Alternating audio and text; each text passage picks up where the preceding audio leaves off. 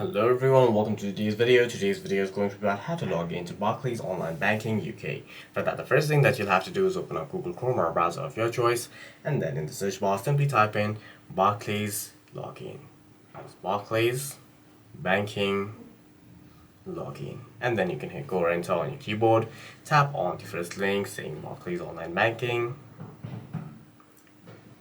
accept optional cookies. Here you'll have to enter either your membership number, your card number, or your sort code and account number, your last name, your membership, and then the option that you've selected, and then hit continue and follow the rest of the on-screen instructions to log into your account. If you have not yet registered for online banking, simply tap on register now and hit start by scrolling down.